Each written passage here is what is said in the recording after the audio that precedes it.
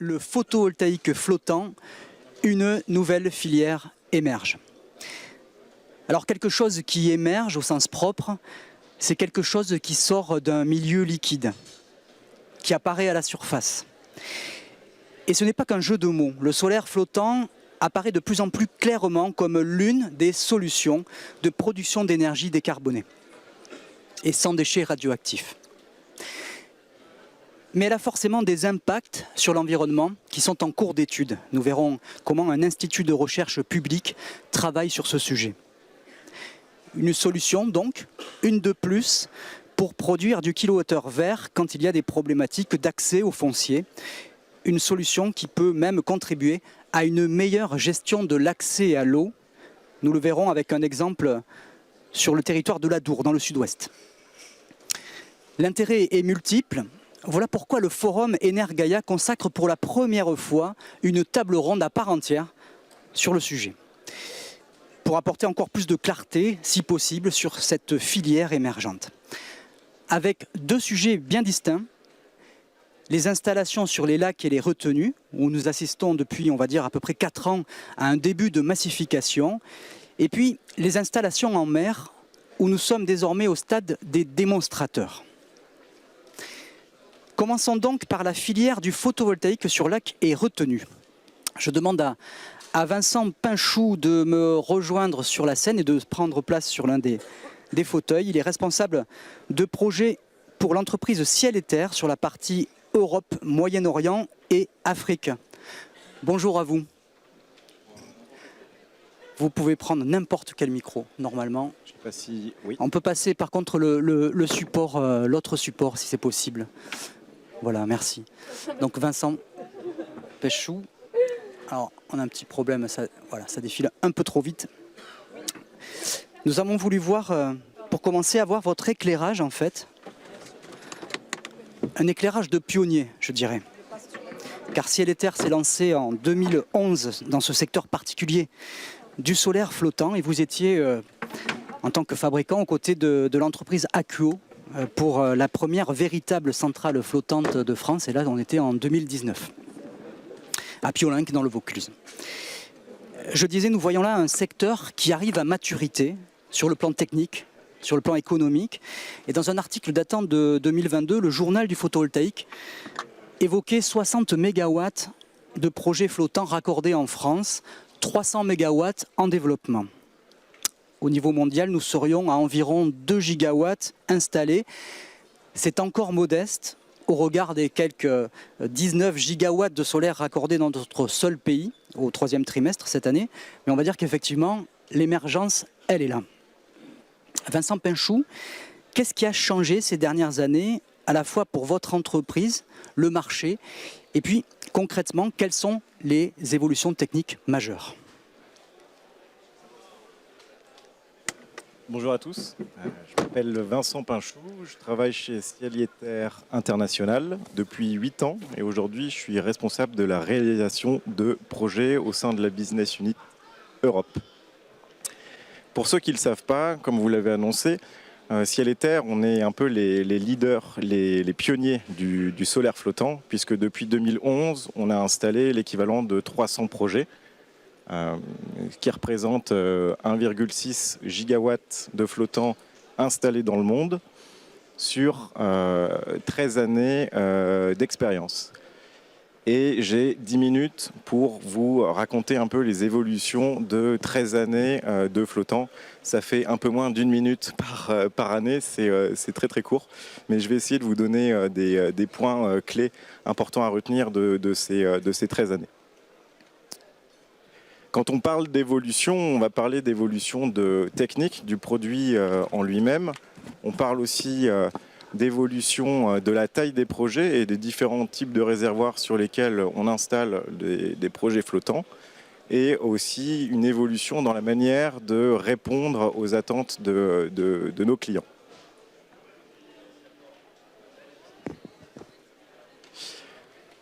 Les évolutions, en fait, elles traduisent un marché qui est en forte croissance, comme vous l'avez expliqué.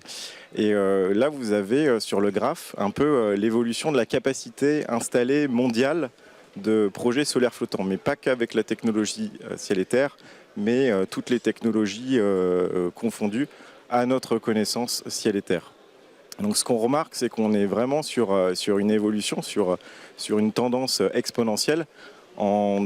Jusqu'à 2015, on était sur des toutes petites tailles de projets, très peu développés à travers le monde. À partir de 2015, il y a 60 mégas, environ 60 mégas qui sont installés. Et aujourd'hui, sur le premier semestre 2023, on est à 6 gigas installés. Ce qui veut dire qu'en 8 ans, on a un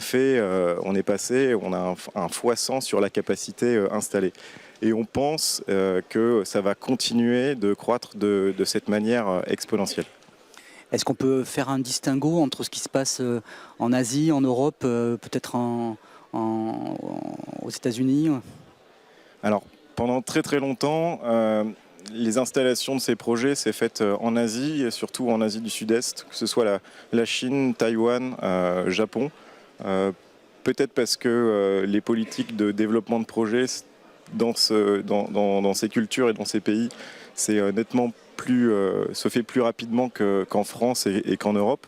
Et peut-être parce que l'Europe aussi est toujours un peu, on va dire, sur la retenue, attend de voir ce qui se passe ailleurs pour commencer à travailler, à réaliser ces projets.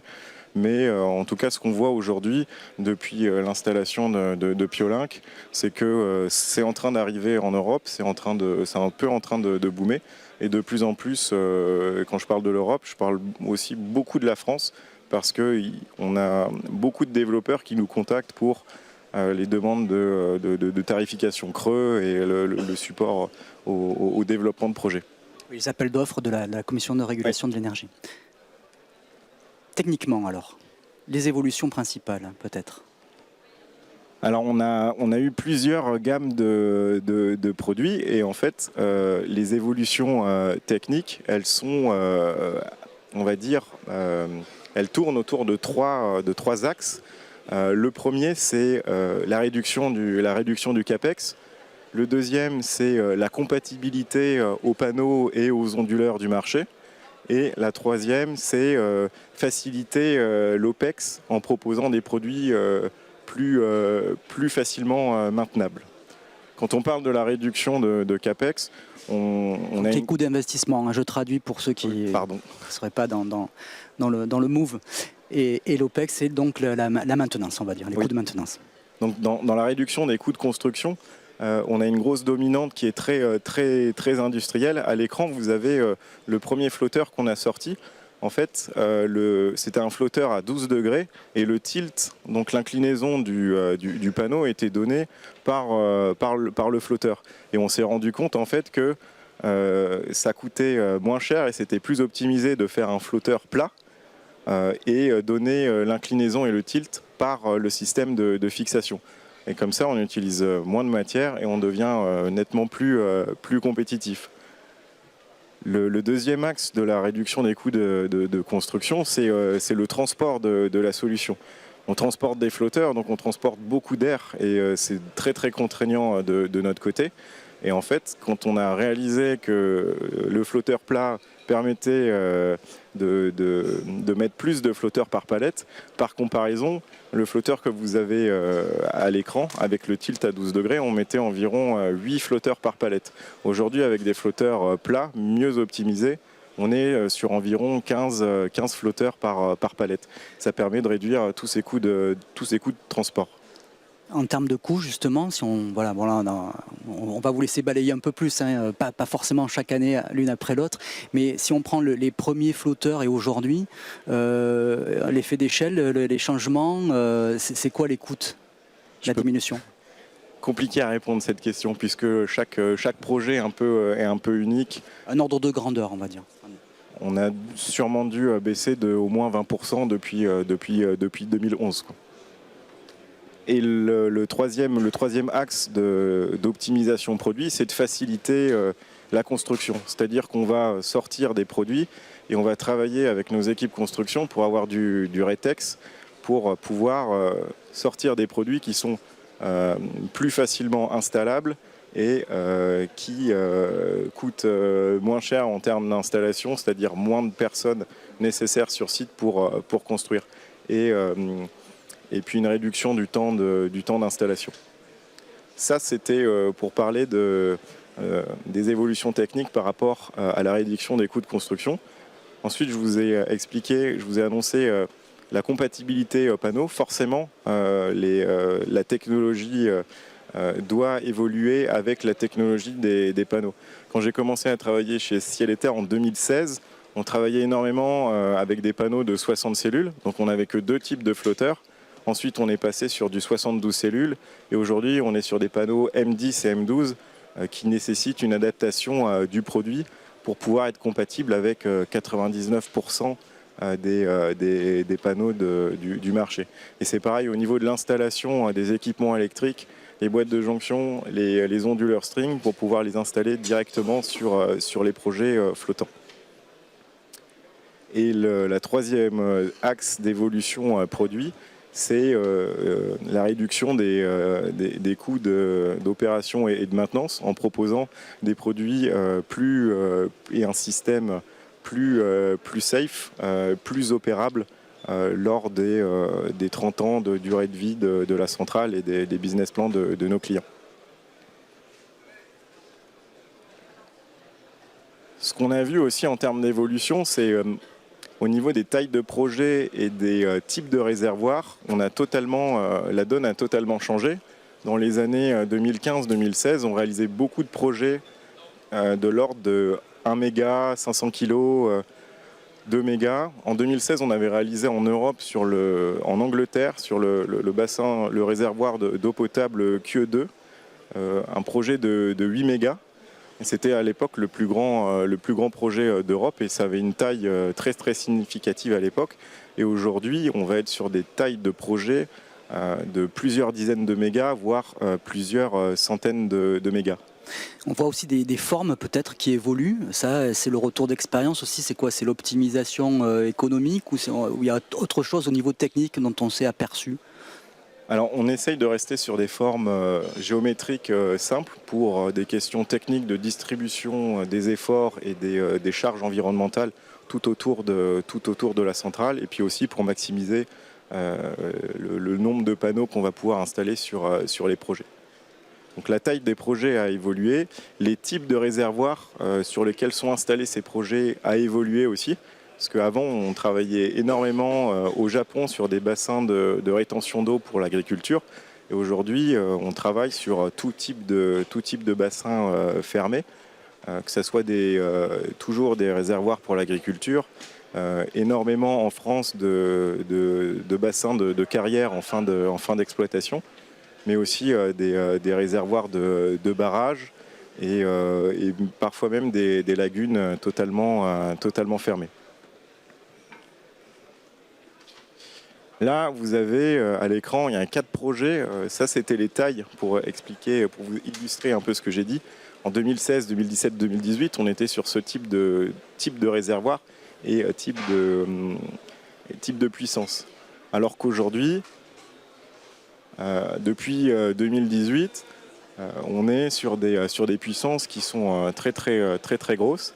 Et le projet de Changbin à Taïwan, ce que vous avez en bas à droite, en 2020, on a fait une première phase de 88 mégas sur une lagune, donc en eau salée, avec la marée qui monte et qui descend 2 fois par jour. Donc les îlots reposent totalement sur le sol et il y a eu beaucoup de challenges techniques, des évolutions en termes de design, d'ancrage et de solutions techniques à mettre en place. Et aujourd'hui, toujours sur ce même projet, il y a une extension de presque 200 mégas en plus sur ce réservoir. Donc on est vraiment sur des tailles de projets qui sont de plus en plus grosses. Est-ce qu'on a des choses comme ça qui arrivent en Europe et en France? Et est-ce qu'on a une particularité au niveau géographique qui fait qu'on ne peut pas aller sur des tailles de projets comme ça, ou pas? Déjà, pour pouvoir faire cette taille de projet, il faut de l'espace, c'est indéniable.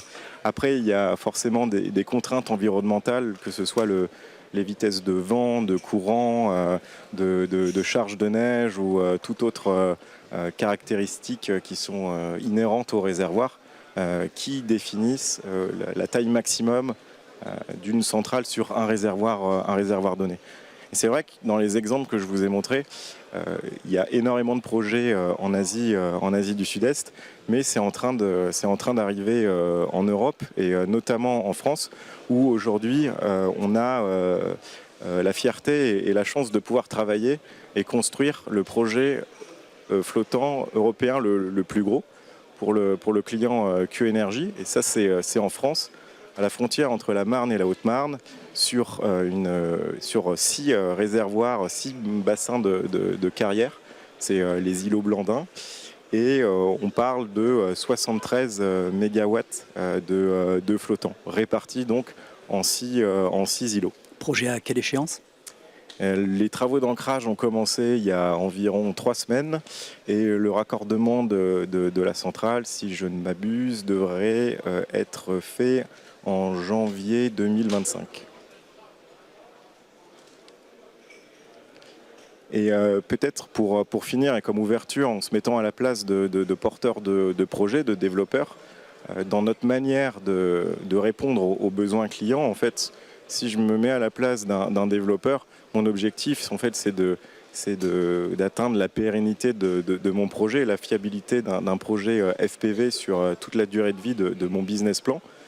Et en fait, pour pouvoir assurer cette pérennité, on va croiser en fait 3 grosses dominantes. On va d'abord regarder toutes les conditions de site, le vent, les vagues, les contraintes environnementales et tout ce qui va avoir une influence sur le design. Une fois qu'on aura bien étudié toutes ces caractéristiques de site, on va pouvoir proposer quel type de produit est le plus à même de correspondre aux besoins du projet. C'est ce qu'on appelle l'ingénierie du système flottant. Est-ce qu'on va proposer un produit parce que le site, c'est un site à vagues et il faut des flotteurs un peu plus gros? Est-ce qu'il n'y a pas de vagues où on va pouvoir mettre maximiser la densité? On va regarder tout ça. Et le dernier point, c'est la conception de la centrale. Là, on va venir donner une forme avec tous ces flotteurs les uns avec les autres. Et quand on parle de conception de la centrale, c'est aussi la construction de la centrale. Parce qu'il faut savoir qu'on ne peut pas faire n'importe quoi. Et il faut respecter un peu les bonnes pratiques de construction, que ce soit sur le système d'ancrage, l'installation du système d'ancrage, mais aussi le montage des panneaux, des flotteurs entre eux, pour faciliter par la suite, pendant les 30 ans de durée de vie de la centrale, les actions d'opération et de maintenance. Merci de parler français pour nous, même si c'est traduit dans la salle en anglais. On va passer à quelques questions-réponses, vraiment sur des questions d'explicitation de ce que vous avez pu entendre de la part de Vincent Pinchou. Donc des précisions au niveau technique, peut-être au niveau économique, on n'a pas trop abordé, mais on était plus sur l'approche technique évolutive. Est-ce qu'il y a quelqu'un qui veut se lancer? C'est toujours la première question qui pose ceci. Ici, il y a quelqu'un devant et là-bas. Voilà. Alors des questions courtes, s'il vous plaît, pour des réponses courtes de Vincent. Est-ce qu'en général, on peut dire que vos projets qui ont eu lieu en France étaient sur des réserves d'eau ou des endroits d'eau qui sont stockés et que ce qui est en mer est plus réservé aux éoliennes offshore ou... Question un peu compliquée, mais... Aujourd'hui, tous les projets qui ont été réalisés en France avec la technologie Hydrelio, je pense, sans mettre ma main totalement à couper, on doit être sur 90% sur des bassins de carrière. Ouais, ok. Pour des développeurs privés et pas pour du public. Ok, merci. Il y avait une autre question devant de monsieur qui est juste là. On ne vous entend pas, donc attendez, il y a le micro qui arrive. Merci. Est-ce que vous avez eu des problèmes avec la glace, les embruns givrants, des choses comme ça? Alors pas pour l'instant, parce qu'on évite des zones où, parce qu'avant d'avoir de la glace, généralement il y a de la neige et il y a toutes ces contraintes par rapport à la flottabilité du système. Donc on essaye de travailler sur des réservoirs où il n'y a pas ces problématiques-là. Question. Oui, bonjour. Je voulais savoir quelle garantie vous apportez à vos clients en cas de pause du système sur le fond des lagunes. Vous preniez cet exemple à Taïwan, il me semble. Oui, alors aujourd'hui, dans notre conception, notre technologie est capable de se reposer sur le sol. Par contre, ça ne veut pas dire que ça le sera sur tous les projets. Ce qu'on va faire, c'est qu'en phase de conception, on va bien étudier tous les... quand ça se repose au sol, on va regarder aussi les vitesses de courant de remontée d'eau pour proposer un système avec son système d'ancrage qui puisse tenir et qui puisse être pérenne pendant 30 ans. C'est pas juste le système Hydrelio, c'est des flotteurs connectés les uns aux autres, donc ça se repose au sol sans problème, quoi. On vient regarder vraiment toutes les caractéristiques et étudier et essayer de donner une idée du comportement physique de la centrale pendant la durée de vie du projet. Je crois qu'il y a une autre question. Oui. Est-ce que vous donnez des garanties de disponibilité à long terme? Je ne suis pas sûr de bien comprendre la question, mais nous, alors en tant par rapport à un productible, c'est ça? Par rapport à une prévision de production et une disponibilité du matériel qui peut des flotteurs. Des flotteurs. Oui, tout ce qui, c'est-à-dire, j'imagine, c'est si la technologie évolue et qu'il y ait besoin de remplacer dans 20 ans la technologie actuelle de 2023. Oui, sur l'utilisation. Oui, on donne des garanties et on a tout un service ONM où on fait du stock de flotteurs des anciennes technologies et des technologies actuelles pour que si jamais il y a besoin de faire des opérations ou de changer des éléments sur les centrales déjà construites, on puisse le faire dans un délai qui soit très très court. Merci à vous. Je vous propose de faire maintenant un focus sur la question des impacts environnementaux des installations solaires flottantes, sur lac est retenu toujours. Et pour cela, je demande à Julien Picard et à Julien Cucherousset de nous rejoindre sur scène. Le premier, Julien, je vais vous reprendre la télécommande. Le premier, Julien, il est directeur développement pour les centrales au sol d'Urba Solar. Et puis le second, il est directeur de recherche au CNRS. Bonjour à vous deux. Bonjour. Alors entre Urba Solar et le CNRS, c'est d'abord une rencontre fortuite, vous m'avez dit, celle entre un énergéticien qui installe à partir de 2022 du solaire flottant sur 3 plans d'eau d'une collectivité du sud toulousain et un chercheur qui travaille depuis plusieurs années sur tout un ensemble de gravières de ce secteur qui étudie l'écosystème et l'évolution de la biodiversité sur ces sites créés et marqués par les activités humaines.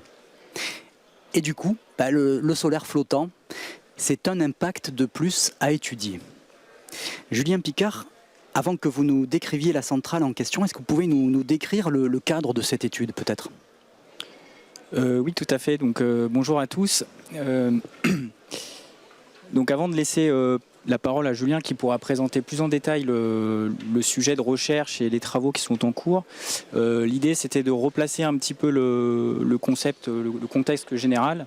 Donc on se situe dans la vallée de la Garonne à une quarantaine de kilomètres au sud-ouest de Toulouse. Ce qu'il faut voir, c'est que dans cette région, il y a énormément de bassins en fait, qui ont été créés par l'activité humaine. Donc c'est exclusivement des lacs de gravière qui résultent de l'extraction de matériaux de sable et de gravier. Et donc ces plans d'eau sont divers et variés et peuvent accueillir ce type de projet comme ce qui a été présenté tout à l'heure.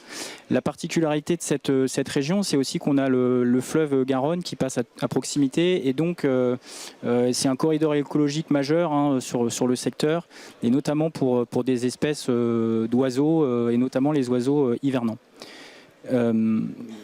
Voilà, donc si on zoome un petit peu sur les sites en question, en fait, c'est juste pour remettre l'idée que ces plans d'eau sont certes artificiels, cependant ils ont quand même une vie qui leur est propre, si je puis dire, avec une interaction avec la biodiversité locale. Donc sur la première slide qui date de 98, on voit l'apparition des premières gravières en fait sur les communes de Carbone et de Salles-sur-Garonne sur lesquelles on s'est implanté. Et puis par exemple en 2006 aussi le lac de Pessy qui commence à être creusé par les entreprises. Et puis la slide après, en 2023, où on voit, si on voit quelque chose, les petits carrés qui représentent les centrales flottantes. Donc ça, c'est pour illustrer quand même que ces lacs, malgré tout, ils existent depuis de nombreuses années, 2006, 2010, et donc ils ont accueilli une certaine biodiversité et certaines choses bien avant notre arrivée en fait. Donc ces projets, ils ont démarré en 2017. Donc c'était un souhait des communes de valoriser ce foncier. Donc il y a eu un appel d'offres. Et donc dès 2017, on a démarré le développement de ces projets. Donc les projets flottants, au final, en France, se développent de la même façon que des projets terrestres. Au niveau réglementaire, on est vraiment sur les mêmes études, les mêmes autorisations. Il y a quelques subtilités, bien sûr. Il faut faire des études bathymétriques ou des études de la faune aquatique. Mais sinon, on est sur les mêmes études. Et donc très, très rapidement, en fait, dès 2017, on s'est rendu compte que ces lacs, ils n'intéressaient pas que Urbasolar pour faire du flottant. Il y avait aussi une équipe du CNRS de l'Université de Toulouse qui suivait ces plans d'eau en fait, depuis de nombreuses années et qui menait des expérimentations sur ceci. Donc après échange avec Julien, très vite, on s'est dit que ça serait très intéressant de poursuivre ces travaux dans le cadre des projets photovoltaïques. Mais ça veut dire que c'est au-delà des mesures compensatoires obligatoires. Vous êtes dit, là, il y a une opportunité. Parce que quel est l'intérêt pour Urbasolar, finalement, d'en savoir plus là? Alors c'était une rencontre qui était complètement imprévue. Les élus ne nous avaient pas précisé que Julien intervenait sur ces lacs. Donc c'était imprévu. Mais tout de suite, on s'est dit que voilà, il y avait quelque chose à faire d'intéressant sur à la fois de poursuivre ces études pendant la phase de développement, puis la phase de construction et évidemment pendant la phase d'exploitation pour pouvoir commencer à regarder un petit peu ce que pourrait modifier, impacter ou autre nos projets. Donc c'est un programme qui est en dehors de nos engagements réglementaires, qui est porté exclusivement par les équipes de Julien et en partenariat avec nous, mais c'est vraiment un projet de recherche à part entière. Avec un financement du coup particulier ? Avec un financement particulier que Julien pourra décrire juste après, je pense mieux que moi, mais effectivement avec un financement de recherche. Oui. Un petit focus sur les travaux vraiment principaux sur ce type de projet, c'est juste pour illustrer le fait qu'on est sur contrairement à une centrale au sol classique, on est quand même sur des projets qui nécessitent des travaux qui sont beaucoup plus délimités dans l'espace, puisqu'il y a la phase principale d'implantation des ancrages, donc qui peuvent être soit en berge, soit en fond de bassin, mais qui sont sur des secteurs vraiment limités à l'échelle du projet. Et puis il y a des travaux très structurants qui sont la préparation de l'aire de mise à l'eau, où tout le chantier finalement va se passer par la suite, mais qui représente une surface entre 1500 et 2500 mètres carrés pour des bassins qui peuvent faire entre 70 et 100 000 mètres carrés. Et puis après, les panneaux sont assemblés à la main sur cette aire de mise à l'eau et poussés petit à petit dans l'eau. Donc c'est une méthode de construction qu'on pourrait qualifier de douce. Donc là, pour illustrer les centrales photovoltaïques dont on parle, donc là vous avez la centrale de Pessy qui fait 5 mégas et qui est en service depuis début 2022. On retrouve en haut à droite de l'image cette fameuse aire de mise à l'eau. Cette centrale de Carbone qui a la particularité d'être à la fois terrestre et flottante pour à peu près 11 mégas et demi, dont 5 dans l'eau. Et puis la centrale solaire de Salles-sur-Garonne qui fait à peu près 13 mégawatts, dont 6 dans l'eau. Donc l'ensemble de ces bassins était d'ores et déjà suivi par les équipes du CNRS avant notre arrivée. Alors avant de laisser la parole à Julien, juste quelques éléments de constat, puisqu'on fait aussi évidemment en plus du travail des équipes du CNRS, il y a des suivis écologiques qui sont faits sur ces projets depuis les phases travaux et qui se sont poursuivis donc sur les 2 dernières années. On travaille avec le cabinet d'études Hectare.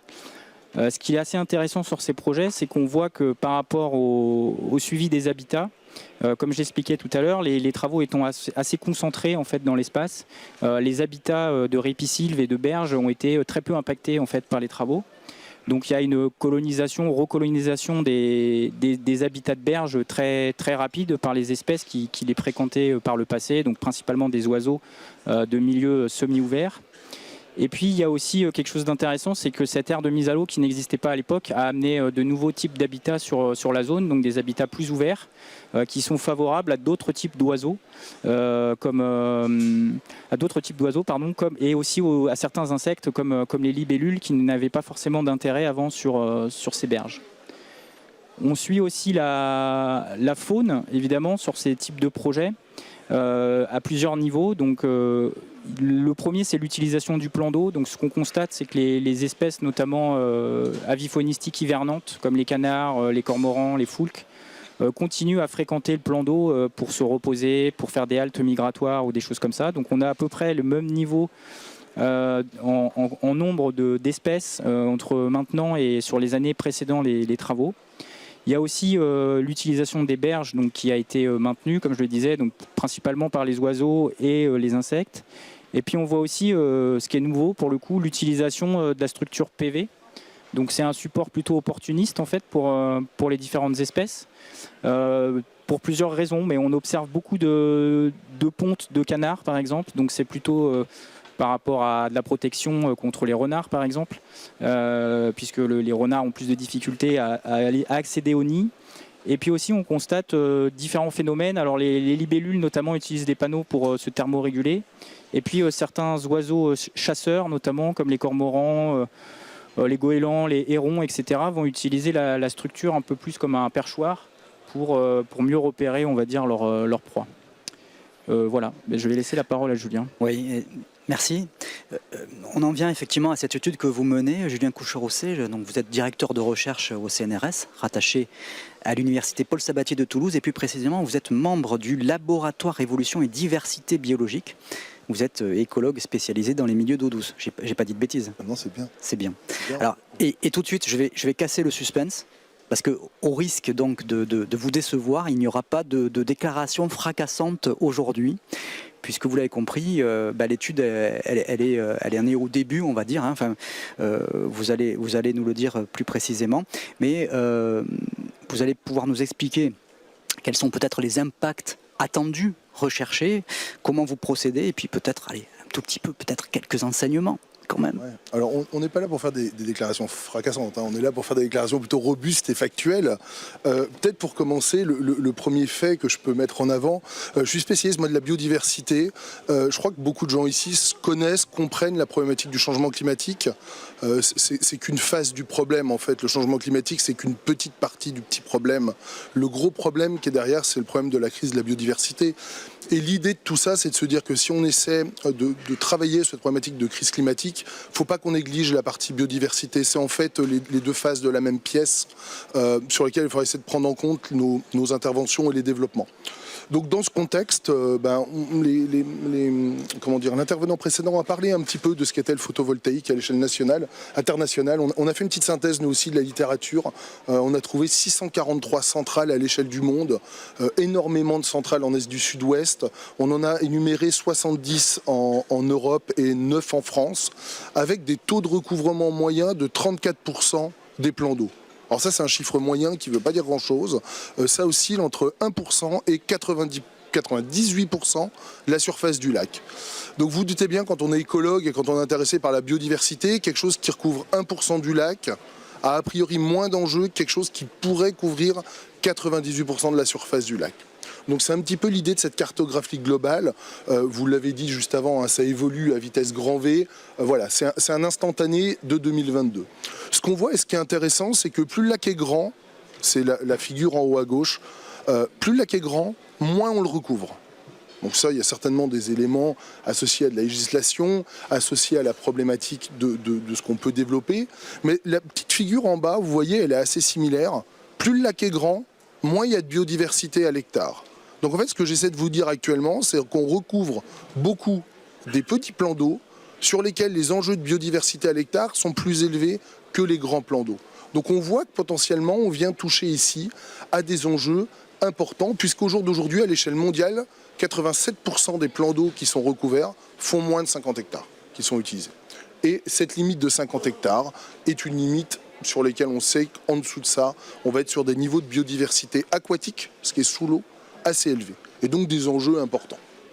Alors on a travaillé pendant pas mal d'années nous sur cette problématique, ça doit faire 5 ans, 6 ans grâce à Julien, hein, je suis là aujourd'hui. Nous ce qu'on pense c'est que installer des centrales photovoltaïques sur des lacs, ça peut avoir des effets positifs pour la biodiversité, ça peut aussi avoir des effets négatifs et qu'on a vraiment du mal a priori de les anticiper, de dire voilà, les effets vont être vraiment tous néfastes ou tous positifs. On pense surtout qu'ils vont avoir des impacts et des intensités qui vont être variables. En tout cas, ce qu'on sait, c'est que ça va affecter énormément la manière dont la lumière et dont l'énergie va rentrer dans le plan d'eau, puisqu'elle est purise pour produire de l'électricité, et donc la manière dont le lac va être éclairé, le lac va être chauffé. Et vous vous doutez bien que si on change la température d'un lac et si on change sa luminosité, on va changer tout ce qui se passe à l'intérieur. Et ce qui est important, je ne vais pas trop vous parler de petites bêtes et de choses comme ça, je vais simplement vous dire qu'un plan d'eau, ça émet du CO2, ça capte du CO2, ça émet du méthane ou ça capte du méthane. Donc si on change la biodiversité dans un lac, on va changer aussi sa capacité à réguler le cycle du carbone. Donc ce que j'essaie de vous dire, c'est que la problématique, elle n'est pas juste sur la biodiversité, mais elle est également sur la capacité de ce plan d'eau-là à affecter le cycle du carbone et donc potentiellement les gains en termes de carbone amenés par les centrales solaires. Donc on travaille nous sur un projet dont Julien vous a parlé qui s'appelle Solec Eclipse. C'est un projet qui est exclusivement financé par de l'argent public, ça c'est quelque chose sur lequel je souhaite insister. On travaille avec 3 développeurs différents, dont Urbasolar, mais on travaille avec de l'argent public, de l'argent de l'ADEME, de l'argent de l'Office français de la biodiversité et de l'argent de la Commission européenne. Donc ça répond à votre question de tout à l'heure. Et on travaille sur une quinzaine de plans d'eau dans la région et on suit ces plans d'eau avant, après installation des panneaux solaires. Et on suit également des plans d'eau dans la même zone d'étude sur lesquels il n'y a pas, et a priori il n'y aura pas, de panneaux solaires. Donc on fait ces suivis, nous, depuis début des années 2010 pour certains plans d'eau. Et dans ces suivis, on met en place toute une série de plans d'eau, de mesures. On va installer des capteurs. Là, vous voyez des capteurs qui mesurent la température, qui mesurent l'oxygène dans le lac. Donc, c'est des bouées qu'on installe. On a appris que les collègues installateurs pouvaient nous les couler parfois. Donc, maintenant, on anticipe, on les enlève. On en a perdu quelques-unes pendant des phases travaux. Donc, voilà. Bref, c'est la coactivité, ça s'appelle. Vous connaissez ça. On fait des suivis toutes les saisons. Vous voyez, on va sur les centrales et sur les non centrales et on fait plein de prélèvements. Je vous ai mis des petites photos d'algues diatomiques, c'est du phytoplancton, ou la petite bestiole là avec les 2 petits bras, c'est une daphnie, c'est du zooplancton. Il y a des dizaines et des dizaines d'espèces de plancton dans les plans d'eau. En bas, vous voyez sur la photo ma collègue qui retourne des flotteurs et on essaie de voir un petit peu comment ces flotteurs vont être colonisés à la fois par des microalgues et également par tout un tas d'invertébrés, d'animaux, de petits animaux en fait, en se posant la question du rôle de cette colonisation sur la potentielle pérennité des installations. Juste, Julien Picard disait il y a des oiseaux qui s'approprient cet espace. C'est là qu'il y a les nids aussi. C'est ici qu'on trouve là. Ouais, alors nous on regarde ce qui se passe sous les flotteurs et pas ce qui regarde au-dessus. On est spécialisé sur l'aquatique, mais c'est exactement les mêmes flotteurs. Ouais, exactement, c'est ça. Et ensuite, tous les 2 ans, là, vous voyez encore quelques photos de nos interventions. Là, eh bien, on va regarder un petit peu ce qui se passe sous les panneaux en termes de poissons, en termes d'émissions de gaz à effet de serre, pour essayer un petit peu de faire une synthèse globale du gain, notamment en termes de carbone, mais pas que, de ces installations, ou de la perte sur le cycle. On met en place également des expérimentations, ça c'est peut-être un petit peu ce qui nous caractérise. On est des écologues théoriques, on n'a pas vocation nous à faire des choses très compréhensibles par le grand public. Là on est sur une problématique... Là maintenant on vous comprend quand même. Ça, vous voyez les efforts qu'on fait depuis quelques temps. Non, ce que j'essaie de vous dire c'est que en fait il n'y a pas un seul lac qui est identique à son lac voisin, ils ont beau être proches et tout, donc c'est très dur de comparer les lacs. Et ce que nous demandent beaucoup les services de l'État, ce que nous demandent aussi beaucoup les développeurs, c'est jusqu'à quel pourcent on peut recouvrir un plan d'eau sans trop avoir d'effets négatifs sur la biodiversité. C'est une des questions sur laquelle on travaille. Alors comme l'interlocuteur précédent l'a mentionné, on travaille sur des formes carrées. On passe notre temps à mettre des carrés dans des ronds, donc on ne peut pas mettre plus 65% de carrés dans un rond. Ça, c'est de la physique, j'ai appris ça récemment. Mais vous voyez, on découpe des panneaux solaires usagés qu'on nous fournit. On les découpe, on les installe dans des bacs et on essaie de voir un petit peu si on a 2 fois plus d'effet quand on double le taux de recouvrement. Vous voyez, essayer de voir un petit peu comment ça va affecter le fonctionnement de quelque chose d'un petit peu artificiel. Et ce que je peux vous dire, je vous ai quand même amené quelques résultats, ils sont très préliminaires, c'est que dans ces bassins, avant installation des petits panneaux solaires qu'on a découpés, il n'y a pas d'écart de température, on s'y attend. Mais en tout cas, quand on installe ensuite des taux de recouvrement différents, vous voyez que plus le taux de recouvrement est élevé, plus on diminue la température du bassin, notamment dans les périodes de vagues de chaleur, où on va atteindre des écarts à la thermie de l'ordre de 2-3 degrés à peu près, pour vous donner un ordre de grandeur. Et ça, c'est des résultats qu'on retrouve aussi dans les plans d'eau, dans les grands lacs dont je vous ai parlé. Et puis pour terminer, parce que j'avais encore une dernière diapo, on fait également une expérimentation qui est en train de commencer avec du matériel, des flotteurs qui nous ont été fournis par la société Ciel et Terre et des panneaux par Urbasolar. Vous voyez en bas les modules qu'on est en train d'installer. Donc là, c'est vraiment des mini-centrales. C'est 4 panneaux sur des flotteurs. Et là, on est sur des bassins qui font 6 mètres par 6, 2 mètres de profondeur. Et là, on va tester les conséquences écologiques de taux de recouvrement de 25%. Et de 50%, qui sont à peu près autour de la moyenne de 35% que je vous avais présenté à l'échelle mondiale. Merci aux deux Julien. Donc question-réponse très courte sur des éléments là aussi d'explicitation sur cette partie de travail sur l'impact environnemental. Là-bas une question tout de suite, oui, vous pouvez poser la question effectivement. Oui, bonjour. Vous m'entendez? Oui. Je voulais savoir si vous aviez étudié aussi l'altérabilité des flotteurs et l'impact qu'il peut y avoir en fait des plastiques s'ils se désagrègent par exemple dans l'eau. On est en train de commencer de l'intégrer dans un futur projet. C'est une des questions qui nous a été beaucoup posée par les services de l'État notamment. Donc on est en train d'intégrer cette problématique en essayant de faire des suivis notamment d'eau, si vous voulez, des choses comme ça. Mais on ne travaille pas sur les flotteurs en tant que tels, quoi. Je ne sais pas si... On travaille aussi de notre côté en laboratoire à accélérer le vieillissement de ce type de matériel là, pour regarder effectivement de quelle façon il se dégrade et notamment sur ce sujet plastique. En attendant qu'il y ait une deuxième question, quel est l'état de la recherche au niveau mondial là-dessus ?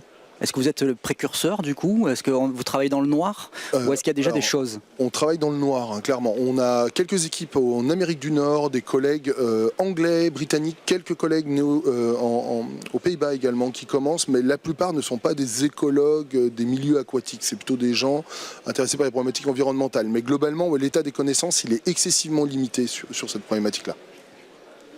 Une question là-bas. Oui, bonjour. Pour Julien, l'écologue, que pensez-vous des solutions d'effarouchage par rapport aux oiseaux et l'effet indésirable? Et l'autre, Julien d'Urbasolar, utilisez-vous des solutions justement d'effarouchage et quels sont vos retours d'expérience par rapport à la performance? Et est-ce que vous utilisez des solutions justement de nettoyage? Alors, moi, j'ai pas d'avis pour le coup sur cette question d'effarouchage. Je travaille principalement sur ce qui se passe dans l'eau, donc je vais peut-être te laisser la réponse. Alors non, on n'utilise pas de solution d'effarouchage puisque ça serait contraire aux engagements qu'on prend au travers nos études et pour obtenir nos autorisations, puisque le principe quand même c'est d'arriver à l'implantation de moindre impact et de permettre justement le retour des espèces. Donc les solutions d'effarouchage sont proscrites. Après, du coup, on vit avec les problématiques de déjection des oiseaux, les problématiques de ragondins aussi, qu'on a beaucoup sur ces plans d'eau-là. C'est quoi? C'est des dégradations? C'est des pertes de rendement? Oui, grignotent les câbles. Et après, les oiseaux, c'est plutôt des pertes de rendement. On a par exemple beaucoup de goélands qui mangent des écrevisses et qui les éclatent sur les modules, des choses comme ça. Mais non, les solutions d'effarouchage ne sont pas envisagées sur ce type de projet. Une question là-bas. Oui, je peux. Bonjour. Une question à Julien du CNRS. On sait que le changement climatique va avoir tendance à réchauffer les lacs. Est-ce qu'on pourrait dire, quelle est votre réponse d'écologue sur le fait que l'installation de panneaux pourrait contrer ce réchauffement? Ouais, c'est une question très intéressante. On a des résultats, comme je disais, de l'ordre de 2-3 degrés. Donc c'est pas anodin. Et 2-3 degrés, vous êtes tous au courant de ce qui nous attend dans les 30 prochaines années. Alors la question, c'est que si on ne fait rien d'autre que diminuer la température, j'aurais tendance à vous dire que oui, ça va être que positif. La question est de savoir si le fait d'enlever la lumière, le fait de modifier les flux d'air, vont pas finalement venir compenser les gains qu'on a en termes de thermie. Donc ce qu'on peut dire aujourd'hui, c'est qu'il y a un gain thermique qui est évident. Ce rafraîchissement, il est vraiment intéressant. Mais la question, c'est ce qu'il n'est pas contreparé par le fait d'enlever de la lumière, le fait de modifier les échanges d'air, etc. Donc en fait, la réponse, pour être très franc, on l'aura dans quelques années. C'est une réponse complexe. Alors une question qui est devant, par contre, juste devant, au milieu. Oui. Et ça sera la dernière pour cette séquence. Après, on va pouvoir y revenir dans les questions générales, hein, quand il y aura tout le monde. Oui. Le dernier intervenant de cette séquence. Oui, bonjour, Xavier Driolet de la CACG. C'est une question pour Julien Picard. Je voulais savoir si vous avez mesuré on va dire l'atténuation de l'évaporation sur les lacs qui ont été équipés. Pas du tout, mais je pense que plutôt Julien qui le regarde ça. Alors on le fait pas sur les plans d'eau qu'on suit parce qu'il y a des problématiques de connexion avec la nappe et de mouvement d'eau un peu complexes. Par contre, on le fait dans nos expérimentations. Et on voit effectivement non seulement une diminution de la température, mais également une diminution de l'évaporation. Ça, c'est des choses, pour le coup, qui sont connues dans la littérature. Les ingénieurs qui ont étudié ça, ont montré des effets dans les petits bassins en Asie sur l'évaporation. Là, vous avez donné des ordres de grandeur sur la température, sur l'évaporation. C'est quoi l'ordre? J'ai pas de chiffres, j'ai pas de chiffrage en tant que tel, mais il y a quelque chose. C'est de la physique, hein. C'est d'une logique implacable. Plus l'eau est fraîche, moins elle s'évapore. Voilà, donc il y a quelque chose. De là à dire que c'est la solution pour qu'on ait plus d'eau dans le futur, voilà, c'est pas ce que je suis en train de dire en tout cas. Très bien, je vais vous reprendre la petite zapette et on va passer au dernier intervenant de cette séquence. Merci, merci à vous. Donc il y a l'impact environnemental où la connaissance, on l'a bien compris, doit être améliorée. Puis il y a l'impact social, on le sait bien avec l'éolien ou les grandes centrales solaires au sol, une infrastructure renouvelable de grande taille, aussi vertueuse soit-elle, elle peut nous perturber, nous les humains. Un équipement comme une centrale solaire flottante change le paysage que l'on connaît, ce lac artificiel que la population locale voit parfois comme un site naturel. Alors, comme pour l'éolien et les centrales au sol, se pose la question de l'acceptabilité sociale, voire dire de l'appropriation locale de ce sujet, sachant que la multiplication des projets devrait mécaniquement rendre davantage visibles des oppositions locales. Alors, appropriation au niveau local, l'enjeu est d'autant plus important que l'on touche ici une question vitale, l'eau. Et là, c'est d'autant plus vital que nous avons avec nous des gens qui traitent cette question-là.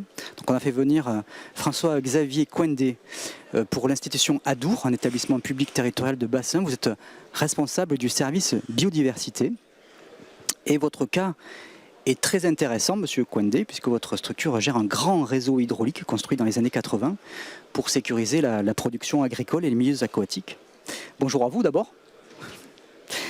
Ça donne à l'arrivée 30 grands réservoirs pour le soutien d'étiage des cours d'eau, dont 22 vous appartiennent à l'institution Adour. Donc vous avez donné une petite carte pour vous situer. Et il y a quelques années, vous avez une idée. Vous dites, le photovoltaïque peut nous aider financièrement à entretenir ce réseau et à améliorer la qualité de l'eau. Est-ce que vous pouvez nous dire d'où vient ce raisonnement ?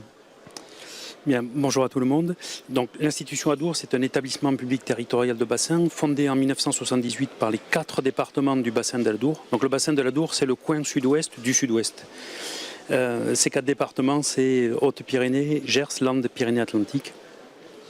Et cet établissement a été fondé pour traiter les questions du grand cycle de l'eau. Pas l'eau qui arrive au robinet, mais les grands équilibres de l'eau dans le bassin. Et notamment les extrêmes de l'eau, la lutte ou la préservation des biens et des personnes contre les inondations et le soutien d'étiage, c'est-à-dire le fait de permettre à certains cours d'eau qui sont en déficit autre qu'exceptionnel, donc des déficits naturels, permettre à ces cours d'eau d'avoir un débit suffisant pendant la période d'été, fin de printemps jusqu'au début d'automne, pour qu'on puisse y avoir et de la vie aquatique et des usages anthropiques. D'où, peut-être, si vous avez le... Voilà. Nous avons, sur le grand croissant de l'Adour, vous l'avez dit, une vingtaine de réservoirs en propriété propre, 80 millions de mètres cubes à peu près. Et ces réservoirs, leur investissement a été payé par la puissance publique et leur fonctionnement est payé en partie seulement par certains usagers. Ces réservoirs, ils ont été conçus dans un contexte hydroclimatique des années 80 pour être majoritairement utilisés sur du soutien à l'irrigation agricole et en partie sur la vie des milieux. Ça a complètement changé. Ces dernières années, nous déstockons à peu près la moitié de l'eau de ces réservoirs à des fins agricoles et l'autre moitié à des fins de la vie des milieux, de la dilution des rejets de stations d'épuration. Or, cette eau qui est stockée, elle coûte, et celle qui est déstockée, elle est payée notamment par les usagers agricoles. Mais tout un chacun, et notamment les collectivités qui bénéficient de la dilution de leurs stations d'épuration, elles ne mettent pas la main au portefeuille. Or, ça nous coûte. Ça nous coûte en entretien régulier, ça nous coûte en grosse réparation. Ces réservoirs ont aujourd'hui une trentaine d'années, on a parfois des glissements de terrain. C'est vraiment des dépenses très lourdes. Et la question, c'est comment allons-nous payer ce reste à charge sans augmenter la pression finalement sur le contribuable. Et donc parmi les solutions que nous avons envisagées, il y a la production d'énergie renouvelable, notamment par le photovoltaïque, sur ces réservoirs-là. Donc là, vous lancez un appel à manifestation d'intérêt, un peu comme la communauté de communes dans le sud toulousain. Vous dites, bon voilà, là on va lancer quelque chose. Alors dans l'idée d'aller chercher un co-développeur ou un développeur tout court, c'est ça ?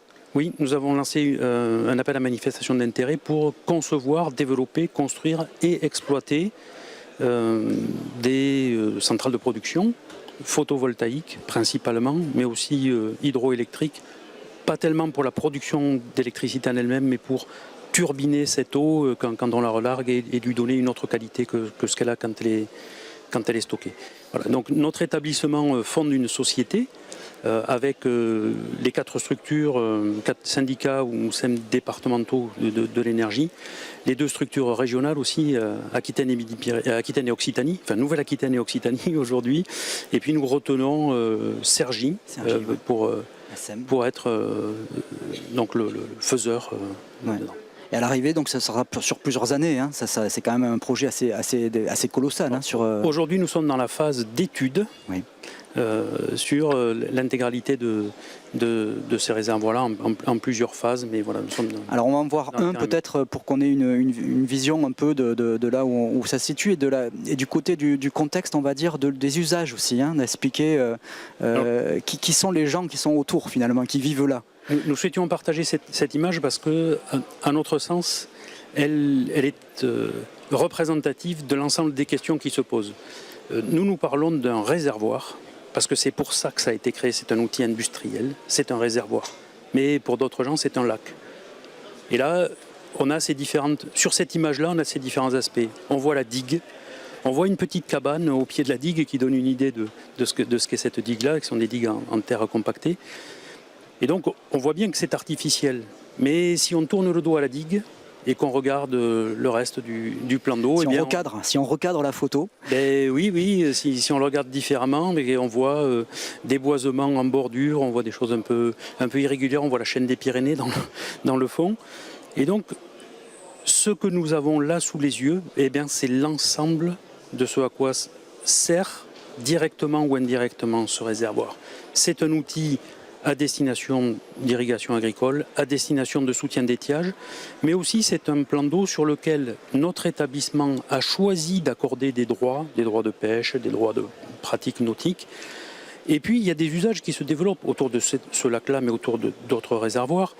Il y a des promeneurs, il y a des collectivités qui disent, pour nous, c'est l'image aussi de notre territoire.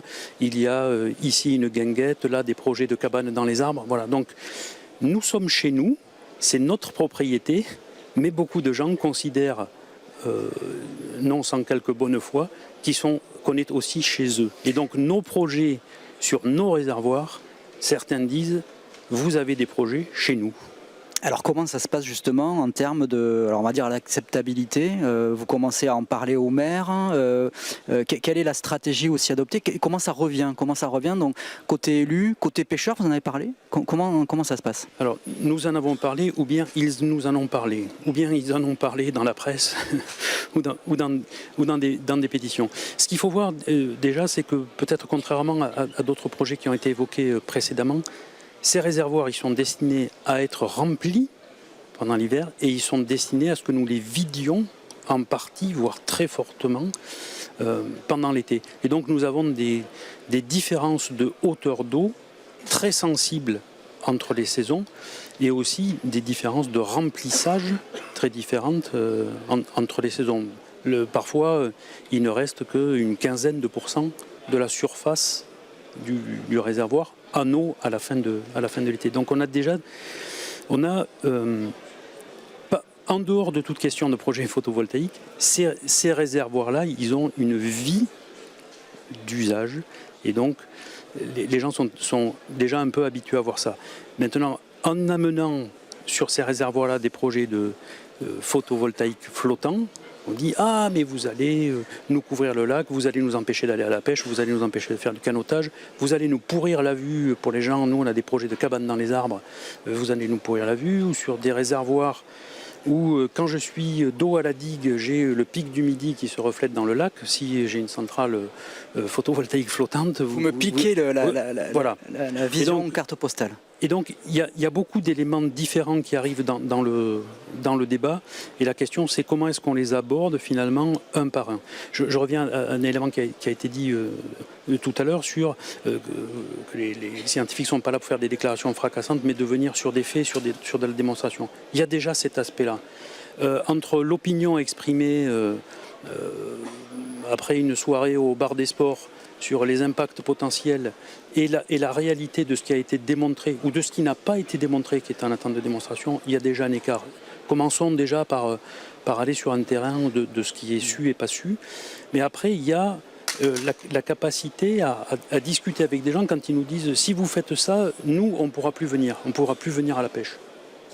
Or, c'est pas notre projet. Notre projet, il n'est pas de couvrir entièrement le lac. Et il n'est pas d'exclure des usages qui se sont développés. La question, c'est comment est-ce qu'on va faire coexister ces usages. Nous allons en partie restreindre notre installation pour ne pas tout couvrir. Certains autres usages vont peut-être devoir un peu se réduire par rapport à ce qu'ils étaient, mais ce n'est pas ou nous ou vous. Ce n'est pas une politique d'exclusion. Donc il y a déjà, avec ces usagers, pêcheurs, loisirs nautiques, promeneurs, etc., c'est pas la question vous ou nous. Et est-ce que les gens comprennent, parce que c'est un acteur du territoire, hein, vous n'êtes pas un développeur qui vient proposer un service, et pourquoi pas, hein, mais vous êtes vraiment un acteur du territoire. Vous avez en charge une question ultra importante, c'est l'eau. La question de l'eau, enfin voilà, on n'a pas besoin d'en dire plus. Est-ce que vous arrivez à faire passer le message que c'est un moyen, un levier pour continuer à avoir cette eau? Peut-être que nous n'avons pas été assez bons dans l'explication première sur ce sujet-là. Notre objectif, c'est de nous permettre de continuer à exploiter ces réservoirs-là pour les usages premiers qu'ils ont et pour les usages connexes. Et on n'a peut-être pas été assez bon là-dessus. Après, ce que nous essayons de faire passer aussi, c'est que, au-delà de ces réservoirs et des usages qu'ils ont, le futur usage pour de la production d'énergie renouvelable peut avoir aussi des retombées positives pour le territoire. Parfois, très simplement, parce qu'on a affaire à des communes rurales avec des faibles effectifs pour lesquelles la perception de la taxe IFER peut être un intérêt.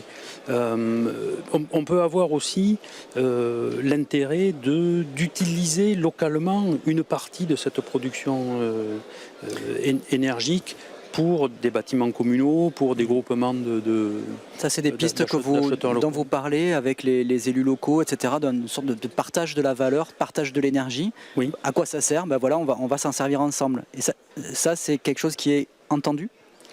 Sur certains territoires, c'est très entendu parce qu'ils ont des besoins.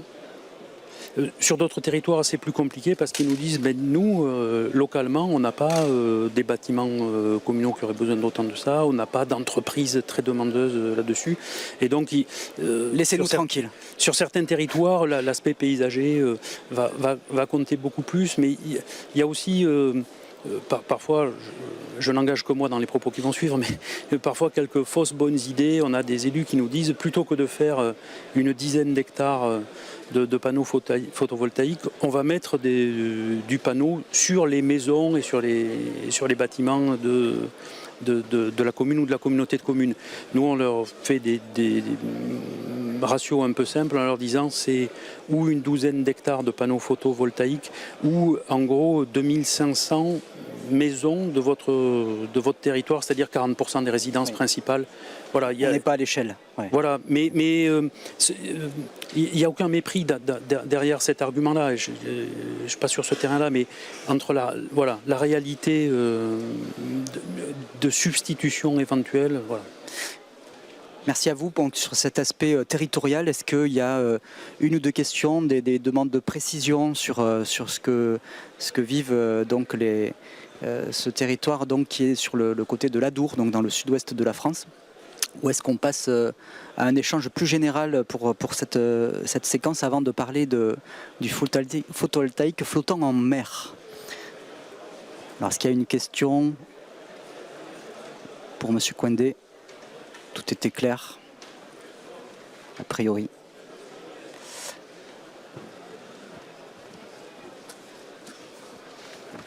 Alors bon, on va passer à un échange donc avec le public. On va essayer de se projeter à court terme sur les conditions de faisabilité technico-économique. Donc, moi, c'est ma première question. Et puis après, on va ouvrir très largement.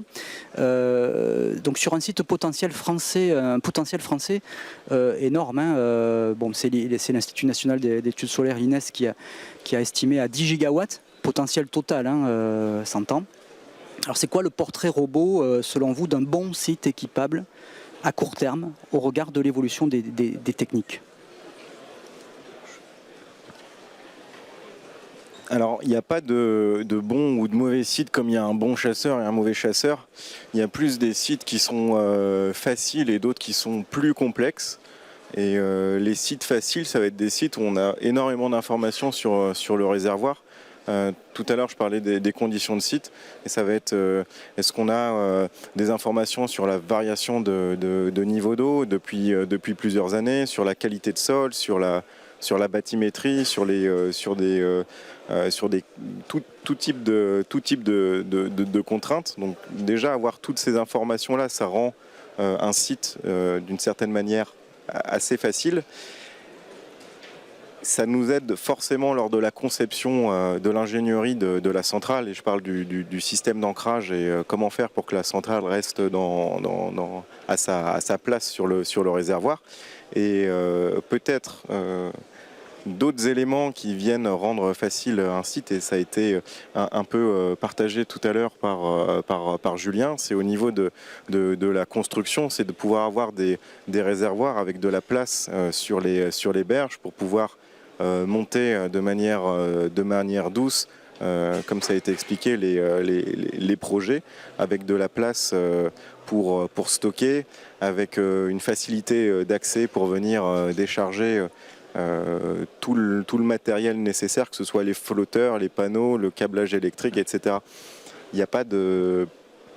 C'est sûr que si on est sur des sites qui sont très fermés, très reclus, avec de la végétation partout sur toutes les berges, ça va amener plus de complexité dans la réalisation. Je reprécise ma question, en attendant qu'il y en ait d'autres. Hein. C'est pour vous, hein, c'est votre moment, hein, choisissez-le.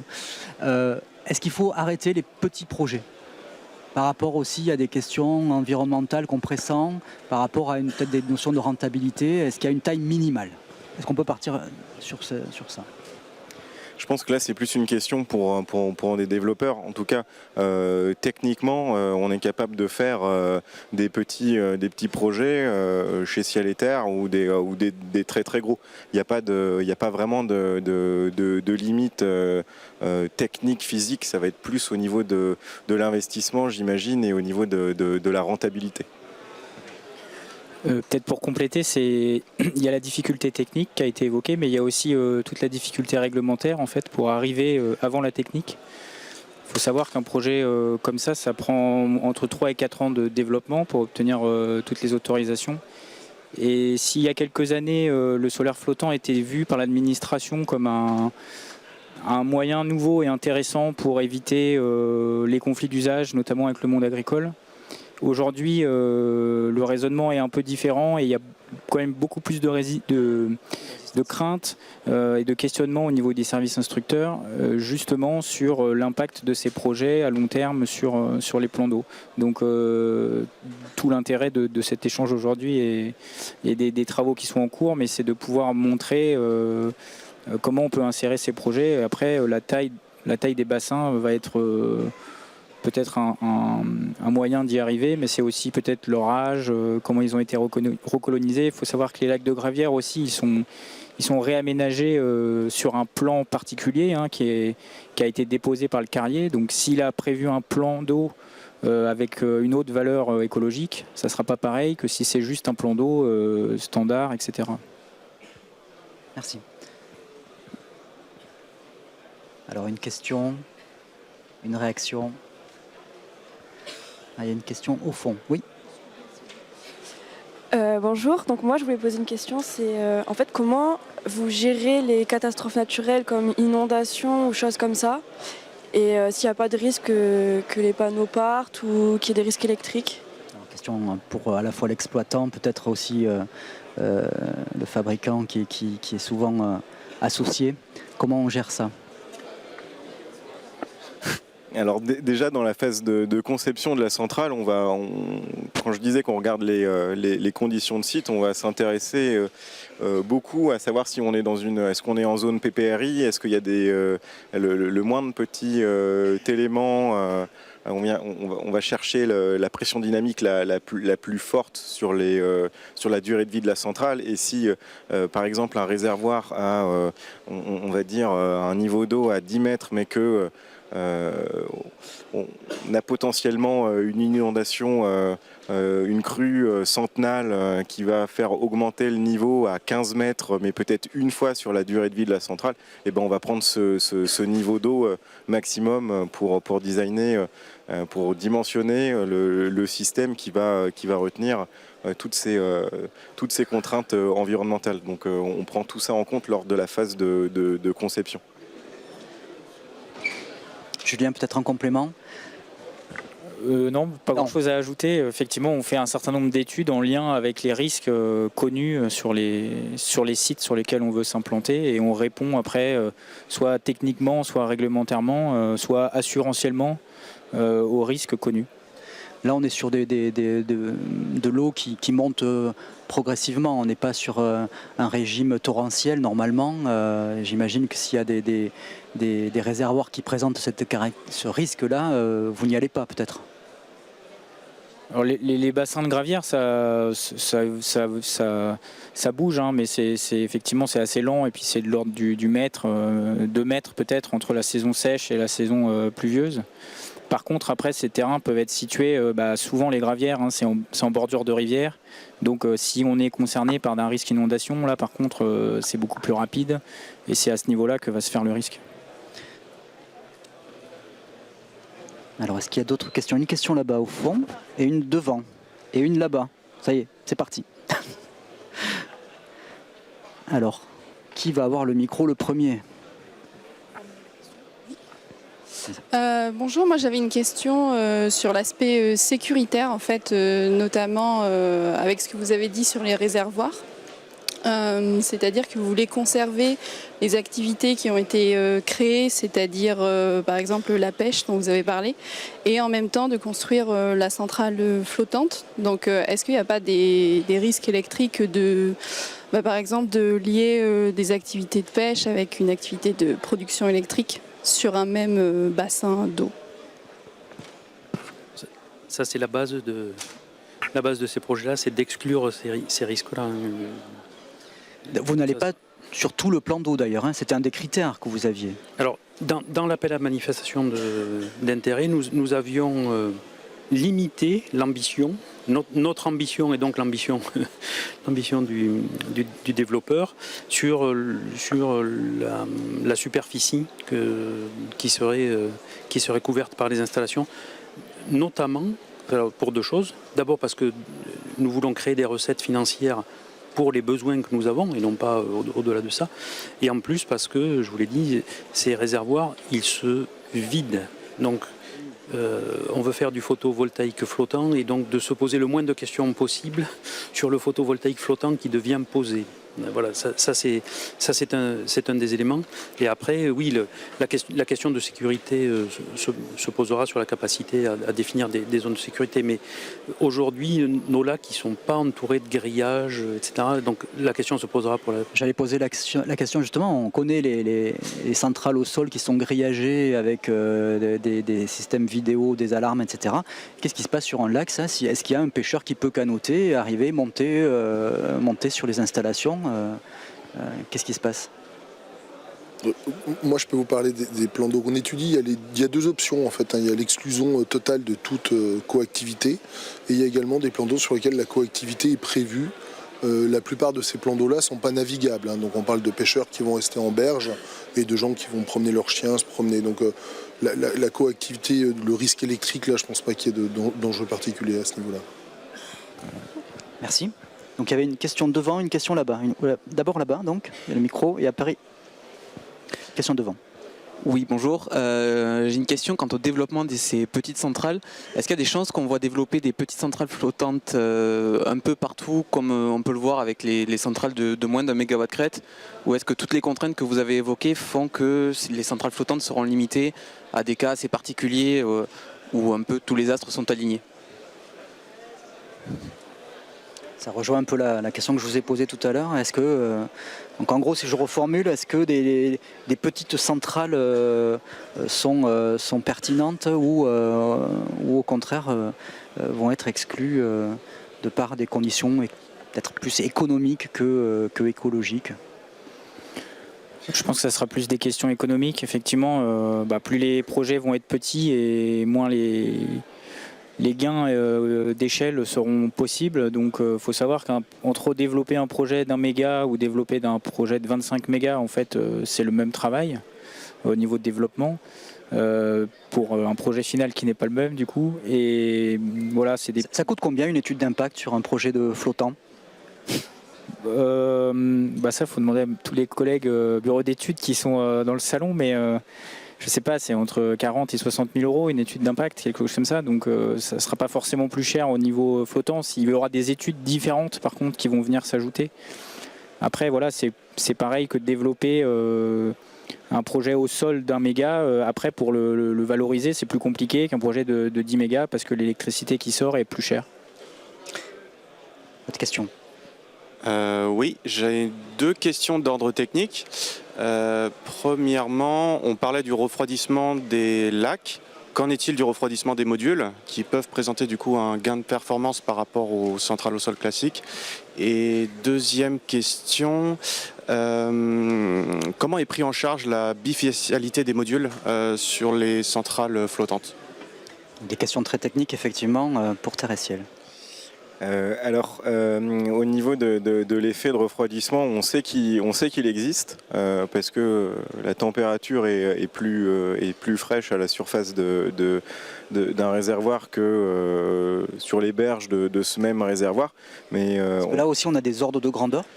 En fait, je vais rejoindre un peu ce que Julien a dit tout à l'heure sur la biodiversité. En fait, les réservoirs sont tellement différents en fait qu'on peut pas établir une règle par rapport à la température et par rapport au gain de production qu'on va avoir. On sait aujourd'hui sur des études qui ont été faites par certains organismes qu'on serait aux alentours de entre 5 et 10%. Mais encore une fois, c'est à prendre avec des pincettes. Ça peut être le cas, ça peut ne pas être le cas. En tout cas, ce qui est sûr, c'est qu'au-delà de ce chiffre de 10%, on est quasiment sûr que qu'on vous ment ou que c'est du pipeau, quoi. Parce que c'est plus de cet ordre de grandeur. Et la deuxième question technique, je me rappelle plus. Prise en compte de la bifacialité. Nous, ce qu'on remarque chez Ciel et Terre, en fait, c'est que l'albédo au niveau de donc la réflexion des rayons lumineux à la surface de l'eau est très très faible. C'est de l'ordre de 0,1 ou de 0,2. Donc il n'y a pas de... Il faut le mettre en parallèle avec le coût des panneaux bifaciaux par rapport à des panneaux, on va dire, plus standards. Et là, j'ai pas d'éléments à apporter là-dessus. Mais c'est très différent de si on installait les panneaux sur de la surface réflective comme de la neige, où là, il y aurait vraiment un intérêt. Mais c'est pas parce que c'est sur l'eau qu'il y a plus de réflectivité des rayons lumineux. Merci à vous, on va clore cette partie. Merci aux intervenants, vous pouvez les saluer, les remercier, c'était très complet. Merci à vous. Merci à vous.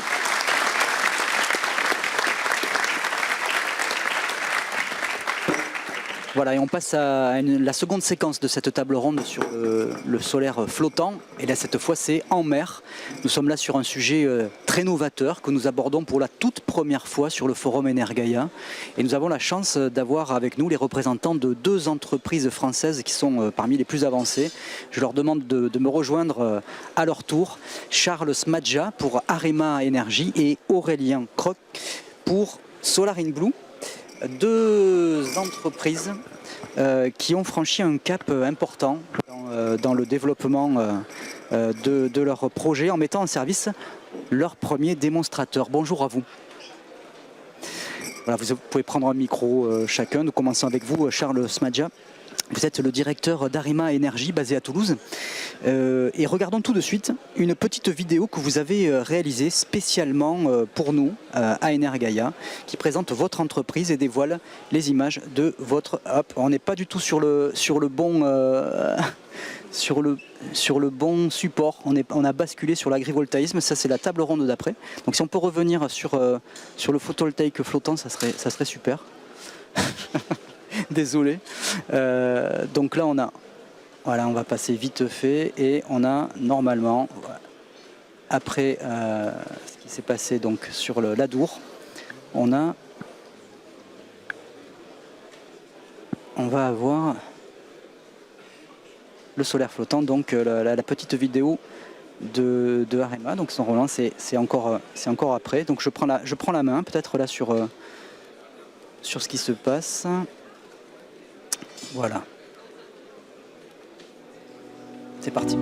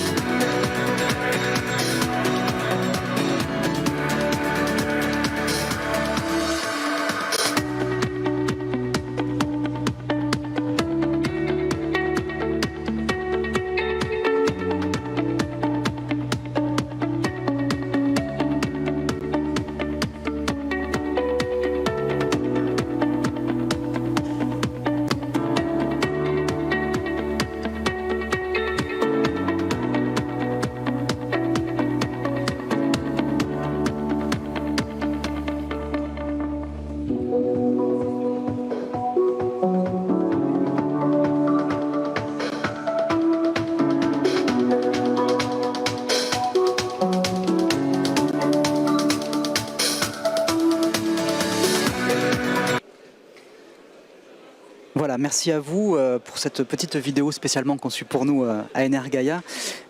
Charles Smadja, votre PME a 14 ans et on a compris avec la vidéo, elle a un profil particulier. C'est une entreprise artisanale qui a toutes les qualifications pour faire de la rénovation globale, de la pose de panneaux solaires photovoltaïques ou thermiques, de la pompe à chaleur. Qu'est-ce qui vous a poussé, il y a 6-7 ans, à vous intéresser au photovoltaïque flottant?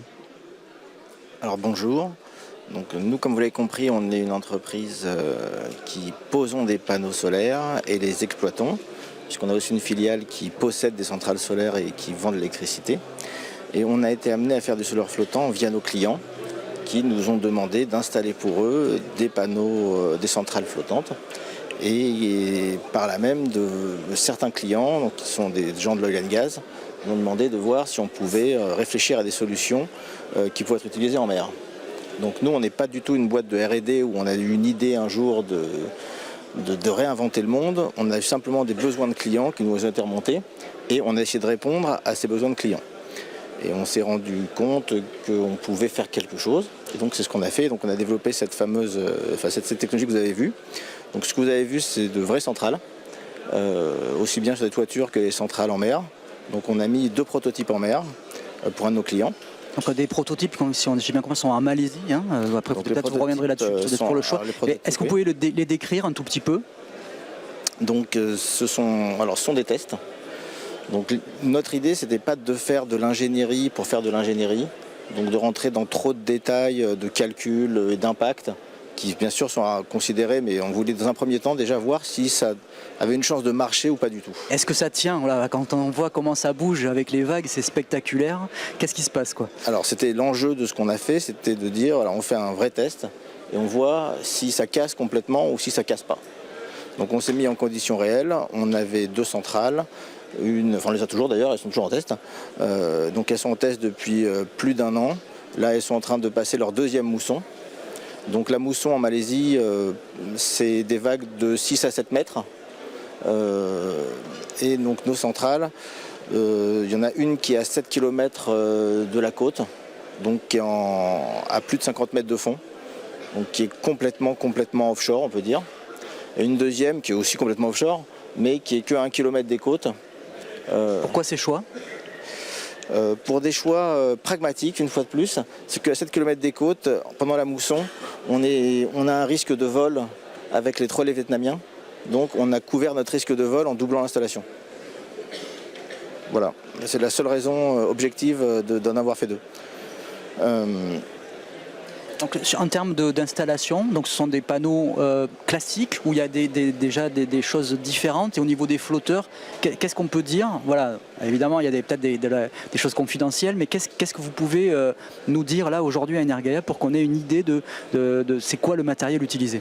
Alors, au-delà du matériel, le premier raisonnement qu'on avait, c'était de faire quelque chose de compétitif pour du offshore avec du solaire. Parce que quand on regarde quelques ratios simples, sur de l'éolien en mer, on a des capacity factors de 60% quand il y a du vent. Sur du solaire, qu'on soit en mer ou à terre, on aura un capacity factor qui va être un taux d'utilisation annuel total de la centrale qui va être plutôt de l'ordre de 20%. Donc de toute façon, le solaire, c'est l'énergie aujourd'hui la moins chère de toutes les énergies renouvelables parce que les panneaux sont pas chers, parce que le système d'installation est pas cher. Et donc ça permet de sortir un kilowattheure compétitif malgré un capacity factor de 20%. Donc quand on est en mer, on rajoute des contraintes, on rajoute des coûts, et des coûts importants, et pourtant on n'augmente pas le capacity factor, ou vraiment à la marge. Donc notre premier enjeu, c'était de trouver une solution qui soit compatible avec cette réalité économique de l'énergie solaire.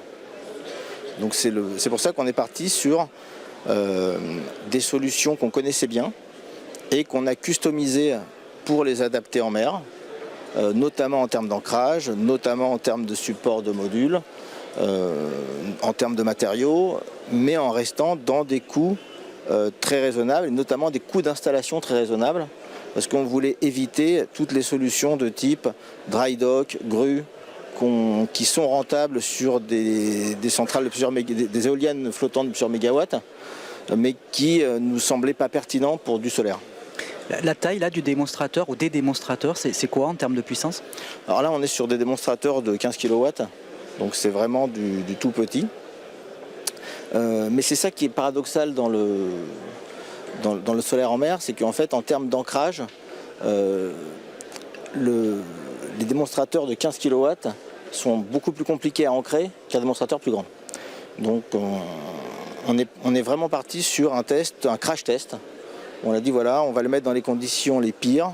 On l'a conçu pour résister à ces conditions les pires d'un point de vue pratique, d'un point de vue d'installateur. Parce que notre ADN, c'est d'être installateur, exploitant et pas concepteur. Et donc on est parti de concepts existants pour les customiser, on les a brevetés bien sûr, pour être capable de résister à des événements extrêmes. Et on a appris beaucoup de choses, et d'ailleurs beaucoup de choses auxquelles on ne pensait pas. Par exemple? Alors je vais vous dire plutôt les choses auxquelles on pensait, qui étaient évidentes, enfin qui semblent évidentes à tout le monde, et qui finalement sont très simples.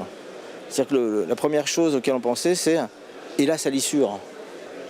Parce que tout le monde nous disait, tu te rends pas compte, tu es en pleine mer, il va y avoir des embruns salins, il va y avoir du sel de partout, ça va se couvrir de sel au bout de 15 jours, ça va pas marcher. Oui, une opacité, lever X rendement. Oui. Et en fait, le résultat, ne me demandez pas pourquoi, parce que je ne suis pas chercheur, c'est pas du tout. En fait, dans le climat dans lequel... Alors, bien sûr, ce que je dis n'est pas une généralité, je vous raconte les résultats d'un test. Dans le climat dans lequel on était, le nettoyage naturel avec de la pluie, comme nous on l'a sur toutes nos centrales en France, sur des toitures, c'est fait pareillement au niveau des modules. Voilà. Donc ça c'est le premier retour d'expérience intéressant. L'autre retour d'expérience qu'on a, les autres questionnements qu'on avait, c'était oui, mais donc comme en fait quand on regarde le marché de l'éolien flottant en mer, on se rend compte qu'on n'est pas qu'Aurélien et moi, on est en fait nombreux sur cette planète, dans beaucoup de pays, à chercher des solutions pour mettre des panneaux en mer. Et avec de nombreux tests qui sont faits en Asie du Sud-Est notamment, en Europe, essentiellement en Asie du Sud-Est et en Europe, avec des technologies très très différentes, mais qu'on peut classer en deux familles. On a finalement les plateformes, qui ressemblent aux plateformes pétrolières un petit peu réduites à l'échelle, où il y a en fait beaucoup de métal, où ça marche, mais on a finalement beaucoup d'efforts et beaucoup de métal, donc beaucoup de coûts. Donc ça reste quand même assez coûteux. Et on a des solutions qu'on appelle en anglais, qu'on dirait en français des solutions qui surfent. En anglais on appelle ça des wave riders. Donc c'est des solutions qui en fait surfent la vague et donc qui ont un risque de submersion ponctuel. Et bien sûr, avant le test, beaucoup de gens nous ont dit non, le risque de submersion est beaucoup trop grand. Et on l'a modélisé de façon informatique très poussée. Et en effet, on a bien un risque de submersion. Et on l'a vécu avec 6 mètres de vague. Et les technologies de panneaux qu'on a choisies permettent justement, comme aujourd'hui des panneaux sur des toitures, aujourd'hui quand il pleut à torrent sur un panneau, il prend l'eau. Et ben, de la même façon, quand un panneau prend une vague, il résiste. Et voilà ce que je peux vous dire. Merci Charles Smadja. Est-ce qu'il y a eu une ou deux questions d'explicitation de ce que vous venez d'entendre avant qu'on écoute Aurélien Croc sur la même thématique? Alors des questions courtes, ou s'il n'y en a pas, je vais enchaîner directement parce qu'on avait pris un peu de retard au tout début de la table ronde. Est-ce qu'il y a une question? Non. Alors peut-être à la toute fin. On va voir. Il y a une question au fond? On ne vous entend pas. Est-ce que la personne peut avoir un micro, s'il vous plaît?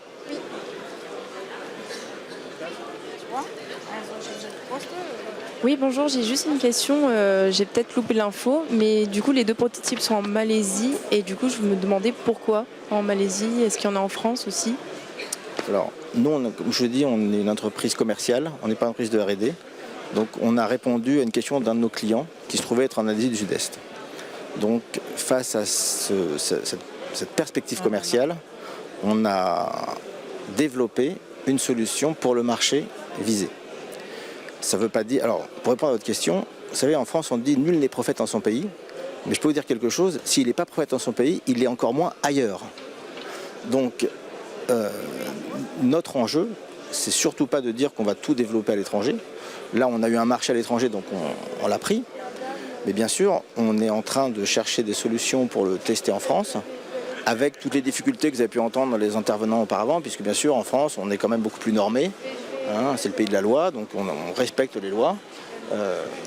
Et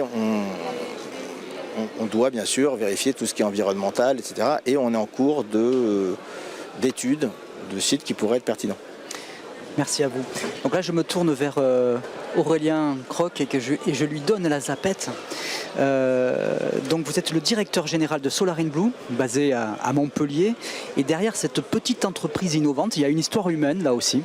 3 copains passionnés de science. On était énervés pour ça. Adolescents, ils fabriquent des micro-fusées. Et bien des années plus tard, ils se retrouvent sur la création d'un concept de solaire photovoltaïque flottant. Voilà, Aurélien, vous êtes l'un de ces 3. Tout à fait. Et après 3 ans de recherche et développement, Solar in Blue a mis en service un démonstrateur de 10 kW au large de 7, donc là c'est à côté de chez nous. Est-ce que vous pouvez nous décrire cette installation ? Oui, bien sûr. Alors, je voudrais d'abord revenir sur la création de la société, donc Solar in Blue. Donc, on est une start-up technologique. On est né en 2019 et on est né sur l'idée de libérer le photovoltaïque des contraintes et des compétitions d'usage sur le foncier. Je voudrais juste ramener quelques chiffres qui vont faire écho à ce que vous avez dit tout à l'heure. En France, on installe à peu près par an 3,5 gigawatts et il serait souhaitable, selon RTE, d'installer 9 gigawatts annuellement en France. Ça fait écho aux chiffres que vous avez indiqués par rapport au potentiel total à 100 ans, hein, si j'ai bien retenu, du solaire PV sur lac. Donc on voit 50 ans. 50 ans, bon, voilà. Mais du coup, on voit bien qu'en termes d'ordre de grandeur, il faut vraiment qu'on passe la seconde et que les compétitions d'usage qu'on connaît aujourd'hui en France et de manière plus large en Europe sont véritablement un frein au développement de l'ENR qui est la moins chère aujourd'hui à mettre en œuvre. Et donc notre mission chez Solar in Blue, c'est justement de libérer ce potentiel.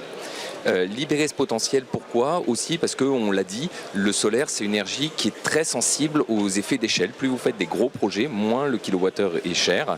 Et donc vous avez tout intérêt à essayer de viser des surfaces les plus grandes possibles. Mais quand vous avez du morcellement du foncier, la difficulté à accéder à des zones de grande taille, et puis de fait vous avez plein d'autres coactivités autres que la production d'électricité qui sont tout à fait légitimes, l'agriculture par exemple, il va falloir vous tourner vers une transposition dans le domaine maritime pour dépasser justement cet obstacle qui fait qu'aujourd'hui, concrètement, il y a plus de la moitié des nouvelles capacités de solaire qui sont ajoutées en France qui le sont sur moins de 250 kW, c'est-à-dire des toutes petites installations qui sont en plus très chères. Donc notre idée, c'est de rendre possible justement cette transposition du solaire en mer. L'idée, donc, c'est de venir décarboner nos industries, nos ports et l'ensemble de nos zones littorales au meilleur coût, avec des fermes de grande taille, venir rattraper des coûts de production qui soient cohérents donc, avec une véritable compétitivité, donc aller toucher du doigt le 50 € du mégawattheure. Ça, c'est l'objectif. Hein, ouais, exactement, c'est notre objectif, ouais, tout à fait. Et le faire en optimisant notre acceptabilité sociale. Donc on le sait, hein, effectivement, en France, faire un projet, ça veut dire un dossier loi sur l'eau, on l'a fait pour notre démonstrateur, ça veut dire tout un tas de régulation et aussi prendre le temps du consensus. On a pris ce temps-là et notre idée, c'est justement qu'on ne propose pas seulement un actif technologique, mais un actif socialement acceptable et responsable d'un point de vue environnemental s'entendant aussi par l'impact visuel. Donc très concrètement, de quoi on parle aujourd'hui ? Voilà notre innovation. Donc c'est un flotteur qui est capable de résister aux conditions très difficiles des environnements marins, donc plus de 10 mètres de creux, des vents de 200 km/h. Qui répond au challenge très important de la résistance à la corrosion. On l'a évoqué rapidement, mais effectivement, les structures, quand elles sont purement métalliques, c'est un petit peu difficile de dire qu'on va durer 30 ans. Nous, aujourd'hui, on est sur une innovation qui nous permet de postuler qu'on va tenir 30 ans exactement dans les mêmes conditions, typiquement, que le solaire sur lac. Et puis, on a intégré, dès les phases amont de notre design, on parlait justement de est-ce qu'on coupe l'éclairement reçu par les écosystèmes. Bon, nous, on capte 60%, mais on en transmet quand même 40%. Est-ce qu'on empêche, on le disait, les échanges gazeux, les échanges biochimiques et biologiques à la surface, à l'interface océan-atmosphère. Nous, notre surface de contact, c'est 4% de la surface totale. Donc grosso modo, tout ce qui doit avoir lieu d'un point de vue biologique, chimique, il a lieu comme si on n'était pas là. Voilà. Et puis on a des panneaux, alors qui sont certes des objets effectivement très résistants. Charles l'a dit, ça résiste à des pluies diluviennes, ça résiste au sable en Arabie Saoudite, ça résiste à des variations d'amplitude thermique gigantesques. Mais ce que ça n'aime pas, c'est les chocs. Et donc les masses d'eau déferlantes, c'est pas top. Et donc du coup, nous, notre solution, qui est de type Wave Rider justement, elle va suivre la houle et elle va toujours préserver ces panneaux en les laissant toujours avec un tirant d'air positif, c'est-à-dire qu'ils ne touchent jamais l'eau, de façon à les préserver et s'assurer qu'ils durent effectivement 30 ans. Encore une fois, l'analyse de cycle de vie, c'est un élément très important pour notre innovation. Là, on est à combien en hauteur par rapport à la surface de l'eau pour avoir une idée? Ouais, c'est très important, c'est vrai. Donc on est à 3 mètres, 3 mètres 50 de haut. Ça veut dire que à 3 km de distance, on est invisible. Donc ça, en termes d'impact visuel, quand on voit les discussions qu'il y a sur certaines énergies marines à ce sujet-là, nous, on apporte zéro finalement impact visuel dès lors qu'on se met sur une bande entre 3 et 5 km. Ça, c'est hyper important. Alors tout ça, donc c'est la vision, c'est sur quoi on travaille au quotidien, mais tout ça, ça a trouvé son aboutissement, et ça a trouvé son aboutissement en début d'année avec l'inauguration pour le port de Sète de la toute première ferme solaire offshore qui est constituée donc aujourd'hui de 2 modules interconnectés, donc qui sont capables d'avoir un effet tapis, un effet de wave riding justement grâce à cette connexion innovante et brevetée. On a réussi donc à obtenir donc nos permis, à créer du consensus autour de cette solution. Ce qui est très important, c'est que cette solution, elle est au service de la décarbonation du port de Sète. Donc le port de Sète, comme tous les ports français et européens, font partie de la Blue Economy. Ils ont des objectifs très ambitieux de décarbonation de leur consommation. Ils sont déjà équipés en solaire, toiture, etc. Mais ça suffit pas. Il y a des nouveaux usages qu'il faut électrifier chez eux, par exemple électrifier les usages à quai. Et donc le solaire flottant va venir au service de ces objectifs de décarbonation. Donc là, ça ira un peu comme au sol, où on dit il y a des délaissés sur l'espace au sol, il y a des délaissés sur les espaces portuaires qui vont pouvoir être utilisés. Exactement. Donc au sein des circonscriptions portuaires, effectivement, il y a des zones qui sont nécessaires pour que les bateaux puissent manœuvrer, etc. Mais il y a des endroits qui sont disponibles pour venir y mettre des projets et pour participer, encore une fois, à ces objectifs de décarbonation. Donc on a été soutenu sur ce projet-là par le port, évidemment, qu'on remercie, par l'ADEME, pour montrer aussi qu'effectivement, il y a des clients sur ce segment-là, Total, Engie et Technip, ont fait part de leur intérêt et de leur soutien. Et pour montrer justement la réalité du fait qu'il y a des espaces aujourd'hui à occuper au sein des circonscriptions portuaires et ailleurs, on en reparlera. On est positionné sur l'ancien terminal de déchargement des hydrocarbures en mer au sein du port de Sète. Voilà, donc c'est vraiment une deuxième vie pour un actif qui était auparavant purement oil and gas et qui aujourd'hui va permettre, du moins sur le même espace, de produire de l'électricité verte. Et un point important et un des learnings, et je suis tout à fait sur la même ligne que Charles là-dessus, on a démontré dès nos premiers résultats que justement le sujet salissure, en fait il n'existe pas. Se reposer sur le régime de précipitation, ça marche très bien. Alors en Malaisie avec la mousson, je pense qu'on le visualise tous. C'est vrai aussi en Occitanie, il n'y a pas de frein là-dessus. Voilà. Pourtant il pleut pas. Voilà, il pleut modérément et quelques millimètres de pluie suffisent. Voilà. Et les déjections d'oiseaux, pareil. Et puis on a des effets positifs du fait qu'on est à 3 mètres de haut, le rayonnement diffus et le rayonnement réfléchi sur la surface de l'eau, on le capte mieux. On comprend bien, si on était au radeau, on ne peut pas trop le capter, mais à 3 mètres de haut, c'est beaucoup plus simple. Donc on a un vrai plus là-dessus. Et puis sur l'inertie thermique apportée par la mer, c'est-à-dire le fait que la température est plus basse, donc les panneaux fonctionnent mieux, là aussi on a des effets très positifs. Donc on est très content de nos premiers résultats et ça nous emmène vers les étapes d'après. Les étapes d'après, donc vous avez vu Sunset, le projet de 20 kW, je vous laisse prendre connaissance des détails, mais donc ça c'est ce qu'on a aujourd'hui. Les premiers résultats sont très positifs et donc on est lancé vers l'agrandissement à 1 MW de cette installation. On vise donc la mi-2025 pour avoir une maille de 1 MW, c'est-à-dire une sorte d'unité pré-commerciale qui va nous servir de vitrine, certes technologique, mais surtout commerciale, pour aller chercher des projets plus gros et des projets plus gros à l'échelle européenne et à court terme. On vise de faire d'ici à la fin 2026 un projet de 3 MW sur lesquels on va aller toucher du doigt les questions d'industrialisation, d'optimisation des opérations marines. Merci Aurélien. Ouais, pardon, je termine juste rapidement là-dessus. Oui. Donc tout ça au service de nos ambitions par rapport à une vision qui est beaucoup plus large. Les ports et les industries côtières, c'est notre premier marché. C'est pour des installations de petite taille. Voilà. Il y a un potentiel de marché très important, en particulier en Méditerranée. Mais on voit plus loin. On voit les îles qui ont besoin d'une électricité décarbonée, qui ont de gros conflits d'usage à terre. Et avec notre installation qui est invisible à 3 km, on est compatible avec le poumon souvent économique des îles, le tourisme. Et puis à plus long terme, et ça c'est très important, les productions éoliennes et solaires, elles sont extrêmement complémentaires. Donc vous pouvez ajouter à n'importe quelle ferme éolienne offshore, vous pouvez rajouter la même puissance en solaire photovoltaïque à côté et vous serez capable d'exporter 95% de l'énergie combinée des deux centrales par un câble que vous auriez dimensionné pour l'éolien seulement. Ça veut dire concrètement que quand vous voyez des projets offshore avec des milliards dépensés sur le câble, ce câble, vous pourriez l'utiliser 30% mieux si vous rajoutez du solaire PV. Et vous êtes dans une zone que vous connaissez, sur laquelle le travail d'acceptabilité sociale a été fait, voilà, sur lequel il y a le raccordement, il n'y a plus de risque géotechnique. C'est un potentiel gigantesque. Nous, on a l'innovation pour ça. Et donc, ce qu'on vise à terme, c'est justement de rationaliser l'espace, l'utilisation de l'espace en mer pour la production d'énergie et de venir chercher donc ces colocalisations qui sont un modèle extrêmement vertueux. Tout a été synthétiquement dit, merci. Merci à vous. Donc, est-ce qu'il y a une ou deux questions d'explicitation sur ce que vient de présenter Solar in Blue et puis généralement sur cette séquence du photovoltaïque en mer avant d'enchaîner sur l'autre table ronde. Donc, vous pouvez poser la question. Oui, bonjour. J'avais une question concernant les câbles sous-marins et je voulais savoir si les études environnementales avaient été menées, quels étaient les